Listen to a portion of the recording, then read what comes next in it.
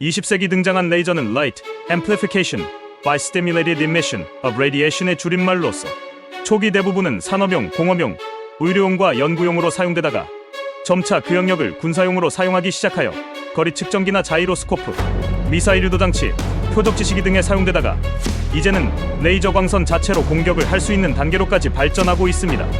레이저 광선 총으로 적을 물리치는 광경은 이제 더 이상 영화에서만 볼 수 있는 장면은 아닌 것입니다. 현재 각국에서는 저마다 레이저 무기를 개발하기 위해 연구 중에 있으며 조금씩 성과들이 나오기 시작하는 단계입니다. 물론 아직은 사거리와 위력 등 풀어야 할 난제들이 여러 가지 있지만 조금씩 그 문제를 개선해 나감으로써 이제 레이저는 더 이상 공상과학 속 무기가 아닌 현실 속 무기가 되어버린 것입니다.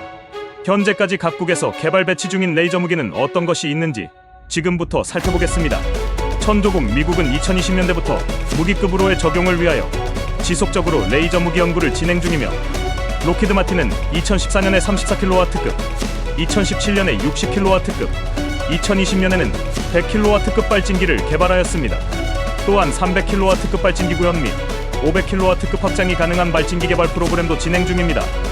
보잉과 엘라이트사를 중심으로 한 광섬유 레이저 기반 위성 제어 빔 결합도 진행 중입니다. 고체 레이저는 제네랄 아토믹스를 중심으로 헬라드 프로그램이 진행 중이며 2015년 소형 경량화가 달성된 150kW급의 고체 레이저가 발표되었습니다. 알칼리 레이저는 AFRL과 LLNL을 중심으로 60kW급 레이저 출력을 목표로 연구 개발 중입니다.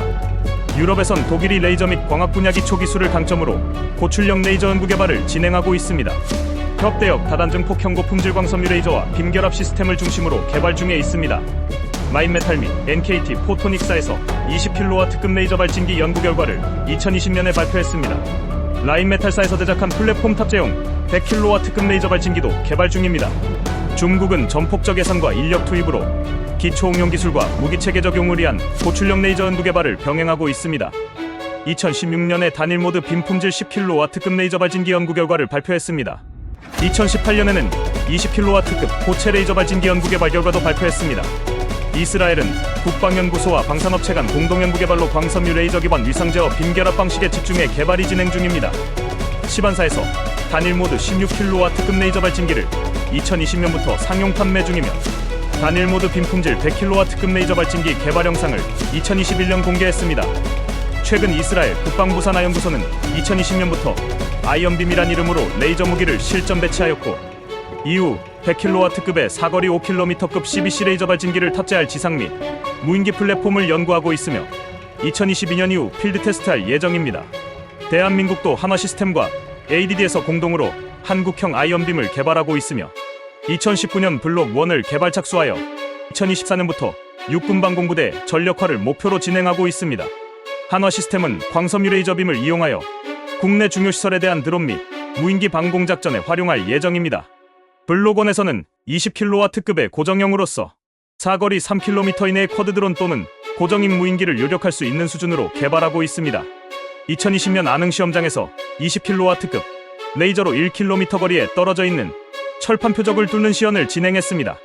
이후 2021년 ADD는 국내 최초로 파장 제어 빔 결합 기술을 통해 고품질 광섬유 레이저 발생 기술을 개발했다고 발표했습니다. 이 기술은 각기 다른 파장을 가지는 다수의 레이저광이 공기 중에서 굴절을 통해 다각도로 분산되는 것을 최소화하면서 직선 형태로 강한 세기를 갖고 뻗어나가게끔 하나의 빔으로 합치는 기술입니다.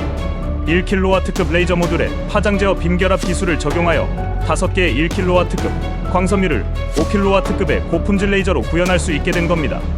이어 2023년에는 레이저 대공무기 시험 평가를 진행해 3km 밖에 있는 무인기 30대를 모두 맞춰 100% 명중률을 기록하였고 국방부로부터 전투적합 판정을 받았습니다. 물론 아직 우리 레이저 수준은 2019년 미 공군이 50kW급 레이저 무기를 F-15에 탑재하여 시험했을 정도로 레이저 기술 선도국들과 많은 격차가 나는 게 사실입니다. 하지만 ADD가 2030년부터 연구 개발할 블록 3에서는 블록 1, 블록 2와는 달리 100kW급의 고출력 레이저로 개발하여 20km의 사거리로 중거리 드론 요격 능력과 함께 미사일 요격에도 사용할 목적으로 해군 전투함과 공군의 항공기에 탑재되도록 만들어질 계획을 갖고 있습니다. 이렇게 되면 대한민국의 방공망은 100km 이상의 초고고도에서는 도입 예정인 SM-3가 책임지고 50km에서 100km까지의 고고도는 주한미군의 사드, LSM 블록 1, 블록2가 방어하며 10km에서 50km 사이의 중고도에서는 개발 중인 천궁3와 함대 공유도탄 2 도입 예정인 SM6와 기존 SM2 천궁1, 천궁2 미사일 등이 방어할 예정입니다.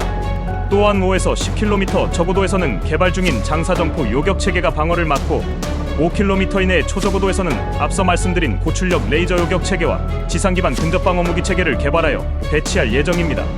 레이저 무기는 기상 상태의 영향을 많이 받는다는 치명적 약점이 존재합니다. 따라서 눈이나 우천 시, 안개가 낀 날씨에는 빛의 본질상 굴절과 산란, 흡수가 일어날 수밖에 없고 적이 반사대질로 공격 무기를 만드는 경우에는 그 효력이 더욱 감소하기 쉽습니다. 최근 하마스 측에서 교란을 위해 미사일이나 로켓 외부에 호위를 두르기 시작했다고 합니다. 아직 짧은 사거리와 약한 이력, 긴 재발사 준비 시간도 문제입니다. 기존의 미사일들은 전자장비만 충실히 갖춰준다면 동시에 여러 발도 요격이 가능하지만 레이저는 아직 수초 이상 꾸준히 광선을 조사해야 하나를 겨우 요격합니다. 또한 발사 후 냉각 과정이 필요하기 때문에 작고 효율 좋은 냉각기를 만드는 것이 레이저 무기의 성능을 판가름하는 것입니다. 우리나라도 100kW급의 고품질 레이저는 지금도 만들 수 있다고 합니다. 하지만 막대한 전기가 필요하기 때문에 전력 공급 장치와 앞에서 말한 냉각 장치의 효율을 높이고 소형화하는 기술에 연구가 더 필요한 걸로 알고 있습니다. 따라서 다수의 공격을 막기에는 성능이 아직 부족하며 이런 점들 때문에 아직은 다수의 드론이나 로켓, 미사일 등을 방어하기엔 각 나라별로 연구가 더 필요하다고 하는 겁니다. 지금의 기술력으로는 기존의 근접 방어 체계를 대체하려면 어마어마하게 많은 수령을 배치해야 할 수밖에 없습니다. 해서 아직은 CIWS나 공대공 미사일과 같이 사용하는 것을 염두로 테스트를 하고 있는 겁니다. 비용도 문제입니다. 아무리 레이저빔의 한 발당 요격 비용이 저렴하다 해도 레이저 요격 장치 자체를 개발, 생산, 배치, 장비를 유지하는 비용이 비싸다면 레이저 무기는 아직 현실화하기엔 요원한 무기일 수밖에 없습니다. 반면 대량으로 생산된 저렴한 로켓을 비싼 미사일이 아닌 싼 레이저로 막기 위해 엄청난 비용을 들여 레이저 장비를 미사일의 몇 배의 비용을 들여서 배치하는 것 또한 어불성설입니다. 이렇기 때문에 우리나라에 비해 기술이 앞서 있는 다른 나라들도 아직도 선뜻 생산 배치를 못하고 성능을 높이기 위하여 계속 연구 개발과 실증 테스트를 하고 있는 겁니다. 지금보다 확실한 성과가 나올 때 군은 소유제기를 할 것이며 그때부터는 우리들도 레이저를 이용해서 드론과 로켓, 미사일을 방어하는 방공 체계를 볼 수 있을 것입니다. 대한민국도 지속적으로 연구와 투자를 해서 어서 빨리 그런 날이 다가오길 바라며 영상을 여기서 마무리하겠습니다. 영상이 재미있으셨으면 구독과 좋아요, 댓글과 알림 설정 부탁드립니다.